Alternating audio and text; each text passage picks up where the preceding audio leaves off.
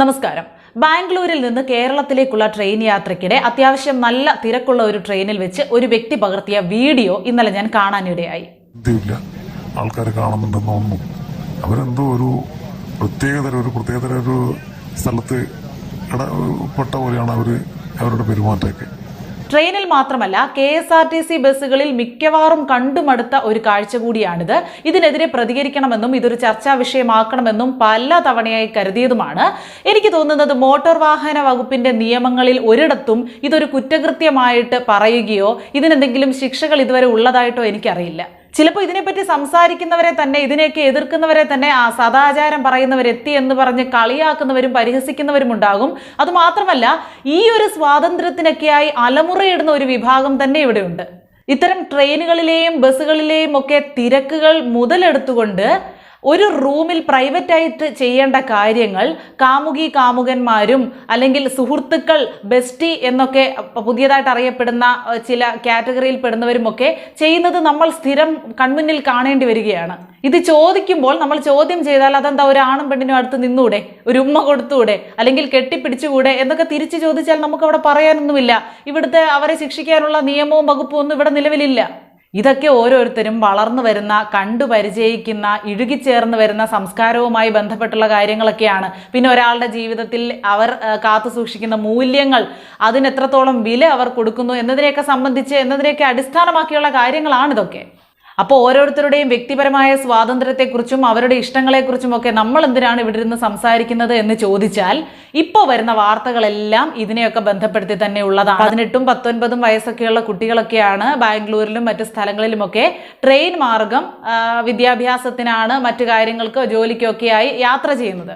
അവിടെ അവരെ നിയന്ത്രിക്കാൻ ഒരുപക്ഷെ ആരുമില്ല. വളരെ നീണ്ട ഒരു സമയം അവർക്ക് കിട്ടുന്നു. പക്ഷേ ഈ പ്രണയിക്കുന്നവർ എന്ന് പോലും നമുക്കിവരെ വിളിക്കാൻ പറ്റില്ല. ഒരു സമയം കിട്ടുമ്പോൾ, ഒരു സാഹചര്യം കിട്ടുമ്പോൾ അത് മുതലെടുക്കാൻ വെമ്പി നിൽക്കുന്ന രണ്ടു പേർ എന്ന് മാത്രമേ നമുക്ക് ഇവരെ വിശേഷിപ്പിക്കാൻ പറ്റുകയുള്ളൂ. ഇങ്ങനെ ഒരു കാര്യത്തിൽ ആ ആൺകുട്ടിയെ കുറെ പേർ തെറ്റു പറയുന്നത് കേൾക്കാം. പക്ഷെ ആൺകുട്ടിയെ മാത്രം തെറ്റു പറയാൻ പറ്റില്ല. ആ പെൺകുട്ടിയും പൂർണ്ണമായി അതിനോട് സഹകരിക്കുകയാണ്. ചുറ്റുമിരിക്കുന്നത് മനുഷ്യരാണ്, ഞാൻ ഈ നാട്ടിലാണ്, ഒരു പൊതുസമൂഹത്തിന്റെ ഭാഗമാണ് ഞാൻ എന്നൊരു തിരിച്ചറിവ് പോലും ഇല്ലാതെ വിദ്യാഭ്യാസം എന്തിനു ചെയ്യുന്നു എന്ന ചോദ്യത്തെ പ്രസക്തമാക്കിക്കൊണ്ടുള്ള അവിവേകം തന്നെയാണ് ഇവർ കാണിച്ചുകൊണ്ടിരിക്കുന്നത്.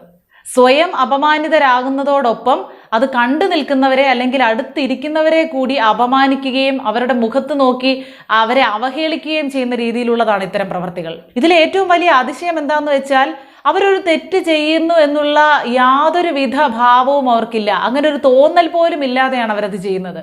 ഈ +2-നും ഡിഗ്രിക്കും ഒക്കെ പഠിക്കുന്ന കുട്ടികൾ, അല്ലെങ്കിൽ അതിന് താഴെ പ്രായമുള്ള കുട്ടികളൊക്കെ ഗർഭാവസ്ഥയിൽ എത്തുമ്പോഴാണ് വീട്ടുകാരും നാട്ടുകാരും ഒക്കെ അറിയുന്നത്. അങ്ങനെയുള്ള പല കേസുകളും ഡെയിലി ഇപ്പോൾ നമ്മൾ കേട്ടുകൊണ്ടിരിക്കുകയാണ്. ഇത്തരം യാത്രകളിൽ കുട്ടികളുടെ സുരക്ഷ എത്രത്തോളമാണെന്ന് ഉറപ്പുവരുത്തേണ്ട ഒരു ബാധ്യത മാതാപിതാക്കൾക്കുണ്ട്. കാലം അതാണ്. എൻ്റെ മോളെ എനിക്ക് വിശ്വാസമാണ്, എൻ്റെ മോനെ എനിക്ക് വിശ്വാസമാണ്, അവരങ്ങനെയൊന്നും ചെയ്യില്ല എന്ന് പറഞ്ഞുകൊണ്ട് വീട്ടിലിരിക്കാതെ കുട്ടികൾ എവിടെ പോകുന്നു, ആരുടെ കൂടെ പോകുന്നു, എത്ര ദൂരം പോകുന്നു, എന്തൊക്കെ ചെയ്യുന്നു എന്നുകൂടി പരമാവധി അറിഞ്ഞിരിക്കാൻ, അവരുടെ ഒപ്പം ഉണ്ടാവാൻ തന്നെ കഴിഞ്ഞാൽ അത്രയും നല്ലത് എന്നുള്ള ഒരു അവസ്ഥയിലാണ് നമ്മൾ ജീവിക്കുന്നത്. അതുകൊണ്ടാണ് പറയുന്നത്.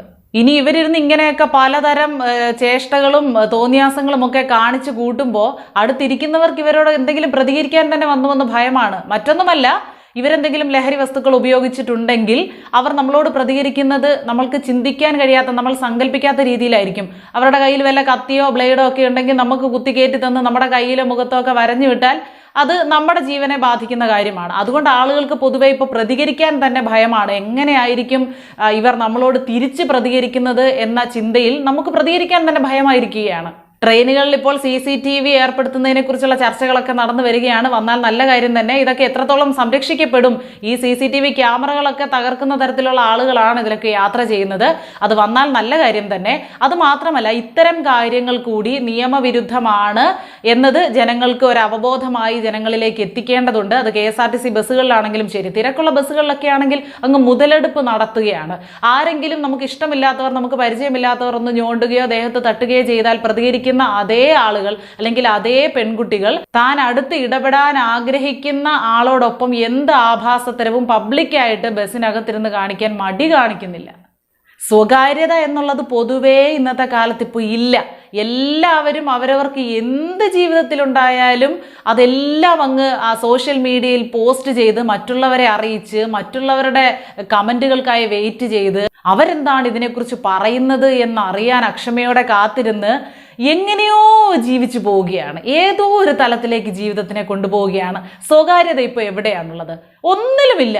ഒരു പ്രഗ്നൻസി ടെസ്റ്റ് നടത്തി, ഗർഭിണിയാണെന്ന് അറിഞ്ഞു, ഉടനെ ഭർത്താവിനെ കാണിക്കുന്നതിന് മുമ്പ് അല്ലെങ്കിൽ വീട്ടുകാരെ അറിയിക്കുന്നതിന് മുമ്പ് സ്വന്തം മാതാപിതാക്കൾ അറിയുന്നതിന് മുമ്പ് ഉടനെ ക്യാമറയും എടുത്തിറങ്ങുകയാണ്. ക്യാമറയ്ക്ക് മുന്നിലാണത് കാണിക്കുന്നത്. ഇതിൻ്റെയൊക്കെ ആവശ്യം എന്താണ്? എല്ലാത്തിനും ഒരു പരിധിയില്ലേ? സ്വകാര്യത എന്നുള്ളത് തീർത്തും ഇല്ലാതായാൽ പിന്നെ എന്താണ് ലോകം? കുറെ പെൺപിള്ളേരും ആൺപിള്ളേരും വീട്ടിൽ വളരെ അച്ചടക്കത്തോടെയാണ്, വീട്ടിൽ വളരെ സ്ട്രിക്റ്റ് ആയിട്ടാണ് വളർത്തുന്നത് എന്നുള്ള പേരിൽ വീട്ടിലും നാട്ടിലുമൊക്കെ അടങ്ങി ഒതുങ്ങി കഴിഞ്ഞിട്ട് അവിടെ അങ്ങോട്ട് വിടുമ്പോൾ തൻ്റെ ലൊക്കേഷൻ അങ്ങോട്ട് മാറുമ്പോൾ വേറൊരു സ്വഭാവം പുറത്തെടുക്കുന്ന രീതിയും നമ്മൾ കാണാറുണ്ട്. ദൂരേക്ക് മാറും തോറും ട്രെയിനിലൊക്കെ കയറി സുഹൃത്തുക്കളും ഒക്കെ കിട്ടിക്കഴിയുമ്പോൾ അവർ പിന്നെ വേറൊരു ലോകത്താണ്, വേറൊരു ക്യാരക്ടറാണ് അവരുടെ. ഇതൊന്നും അറിയാതെ രക്ഷിതാക്കൾ വീട്ടിലിരിക്കുകയാണ്. തൻ്റെ മകൻ്റെ അല്ലെങ്കിൽ മകളുടെ സ്വഭാവം വളരെ നല്ലതാണ്, നല്ല കുട്ടിയാണ് ന്ന് പറഞ്ഞ് മറ്റുള്ളവരോട് പറഞ്ഞ് അഭിമാനിച്ചുകൊണ്ടിരിക്കുകയാണ്. ഏതെങ്കിലും ഒരു കുഴപ്പത്തിൽ, ഒരു വലിയ പ്രശ്നത്തിൽ ചെന്ന് ഇവരൊക്കെ ചാടുമ്പോൾ മാത്രമായിരിക്കും ഇത്രയും കാര്യങ്ങൾ ഇതിന് പിന്നിൽ നടന്നോ എന്ന് വീട്ടുകാർ തന്നെ അറിയുന്നത്. ബസ്സിലെയും ട്രെയിനിലെയും കാര്യങ്ങൾ മാത്രമല്ല, ഒരു പൊതുസ്ഥലത്തും, പാർക്കൊക്കെ പണ്ട് തൊട്ടേ അതിനുവേണ്ടി എഴുതി വെച്ച് കൊടുത്തിട്ടുള്ള സ്ഥലം പോലെയാണ് അവർ പെരുമാറുന്നത്. ഒരു കോഫി ഷോപ്പിൽ പോലും നമ്മുടെ പുതുതലമുറയിൽപ്പെട്ട ഈ പ്രണയ ജോഡികൾ എന്ന് വിളിക്കപ്പെടുന്ന അല്ലെങ്കിൽ ബെസ്റ്റികൾ എന്നൊക്കെ പറയുന്ന ആളുകൾ അവരുടെ സ്വകാര്യ നിമിഷങ്ങൾ പങ്കുവെക്കാൻ വേണ്ടി തിരഞ്ഞെടുക്കുന്ന സ്ഥലങ്ങളായി മാറിയിരിക്കുകയാണ് നമ്മുടെ പൊതു ഇടങ്ങൾ. എന്തൊരു ദുർവിധിയാണിത്! പൊതുസ്ഥലങ്ങളിൽ സ്വയംഭോഗം ചെയ്യുന്നവരെ സമൂഹം എത്ര അവജ്ഞയോടെയാണോ കാണുന്നത്, അതുപോലെ തന്നെയാണ് ഇത്തരം കാമലീലകൾ പൊതുസ്ഥലങ്ങളിൽ ചെയ്യുന്നവരെയും കാണുന്നത്. അത് നിങ്ങൾ ആദ്യം മനസ്സിലാക്കുക. എന്തോ വലിയ കാര്യം സാധിക്കുകയാണ്, എന്തോ പരിശുദ്ധമായ സ്നേഹം പങ്കിടുകയാണ്, സമൂഹത്തിന് മാതൃകയാക്കേണ്ട ഒരു കാര്യം ചെയ്യുകയാണ് എന്ന ഒരു ഭാവത്തിലാണ് കുട്ടികളൊക്കെ ഇത് ചെയ്യുന്നത്. പുരോഗമന ചിന്തയൊക്കെ നല്ലത് തന്നെ, ഇത്തരം കാര്യങ്ങളിലല്ല പുരോഗമന ചിന്ത വേണ്ടത്. ഇവിടെ ഇപ്പോൾ നിലവിൽ ഈ ബലാത്സംഗത്തിന് മാത്രമേ ശിക്ഷിക്കാൻ വകുപ്പുള്ളൂ. ഒരാളുടെ ഇഷ്ടത്തോടു കൂടി, സമ്മതത്തോടു കൂടി ഒരാളുടെ ശരീരത്ത് എന്ത് ചെയ്താലും അതിനെ ശിക്ഷിക്കുന്ന വകുപ്പ് ഇപ്പോൾ നമുക്ക് ഇവിടെ നിലവിലില്ല. അതൊരു പ്രശ്നമാണ്. പക്ഷെ അതിന് വകുപ്പില്ലെങ്കിലും പൊതുസ്ഥലങ്ങളിൽ ഒരു പരിധിക്കപ്പുറം മറ്റുള്ളവരുടെ മുന്നിൽ വെച്ച് അല്ലെങ്കിൽ തിരക്കുള്ള സ്ഥലങ്ങളിൽ പല പ്രായത്തിലുള്ളവർ ഒരുപാട് കടന്നു പോകുന്ന വഴികളിൽ ഉൾപ്പെടെ ഇങ്ങനെയൊക്കെ ചെയ്യുന്നതിനെതിരെ എന്തെങ്കിലും നിയമം ഇവിടെ വന്നേ മതിയാകൂ. ഇതിന് മറ്റു പല വശങ്ങളുണ്ട്. സെക്ഷൽ ഫ്രസ്ട്രേഷൻ അനുഭവിക്കുന്ന ഒരുപാട് പേരുണ്ടാവും. അവരുടെ കണ്ണിൽ ഇത് പെട്ടാൽ അവർ ബലാത്സംഗത്തെക്കുറിച്ച് ചിന്തിക്കാൻ തുടങ്ങുന്നു. ഈ സംതൃപ്തി അവർക്ക് കിട്ടാൻ വേണ്ടി മറ്റു പല വഴികൾ അവർ തേടാൻ ഒരുങ്ങുന്നു. അതിലൂടെ പല കുറ്റകൃത്യങ്ങളും ചെയ്യപ്പെടുന്നു. കൊച്ചുകുട്ടികൾ ഇത് കാണുമ്പോൾ, അവരുടെ മുന്നിൽ വെച്ചൊക്കെ ഇത് കാട്ടിക്കൂട്ടുമ്പോൾ ഇതെന്താണെന്ന് അറിയാൻ ഒരു ആകാംക്ഷ. ചേച്ചിയും ചേട്ടനും ഇത് കാണിച്ചല്ലോ, ഇതെന്താണെന്ന് അറിയാനുള്ള ഒരു ആകാംക്ഷ. അവരും പലതരത്തിലുള്ള ചിന്തകളിലേക്ക് പോകുന്നു, പ്രവർത്തികളിലേക്ക് പോകുന്നു. ഇങ്ങനെ പലയിടത്ത് പലര് കാണിക്കുമ്പോൾ സമൂഹത്തിന്റെ അവസ്ഥ എന്താവും? മറ്റൊരാൾക്ക് മാതൃകയാകുന്ന തരത്തിൽ പെരുമാറാൻ നമ്മളെ കൊണ്ട് കഴിഞ്ഞില്ലെങ്കിൽ വേണ്ട, അത് ചെയ്യണ്ട. പക്ഷേ സമൂഹത്തിന് ദ്രോഹമുണ്ടാകുന്ന തരത്തിൽ പ്രവർത്തിക്കാതിരിക്കാൻ നമുക്ക് ശ്രമിക്കാം. എല്ലാവർക്കും ചെയ്യാൻ പറ്റുന്ന ഒരു കാര്യമാണത്. നമുക്ക് ചെയ്യാൻ പറ്റുന്നത് ഇങ്ങനെയുള്ള കാര്യങ്ങൾ കാണുമ്പോൾ ഉടനെ ആ വീഡിയോ പകർത്തുക. ഇവരുടെയൊക്കെ മുഖം ഉൾപ്പെടെ നമുക്ക് എവിടെയൊക്കെ പ്രദർശിപ്പിക്കാൻ പറ്റുമോ, എവിടെയൊക്കെ ഇത് പോസ്റ്റ് ചെയ്യാൻ പറ്റുമോ അതൊക്കെ പോസ്റ്റ് ചെയ്യുക. എല്ലാവരുടെയും വീട്ടിലറിയട്ടെ, അല്ലെങ്കിൽ നാട്ടിലെങ്കിലും അറ്റ്ലീസ്റ്റ് അറിയുമല്ലോ. അവരെ അറിയാവുന്ന ഒരു 10 പേരെങ്കിലും ഇത് കാണുമല്ലോ. അത് കണ്ട് ആളുകൾ എന്താണ് ഇതിനെക്കുറിച്ച് ചർച്ച ചെയ്യുന്നതെന്ന് ഇവരറിയട്ടെ. ഇവർ ചെയ്യുന്നത് തെറ്റാണെന്ന് ഇവർക്ക് ബോധ്യമാകട്ടെ.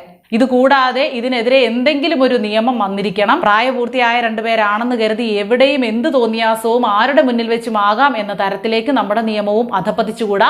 ഇതിനെതിരെയും അധികൃതർ വേണ്ടത് ചെയ്യണം.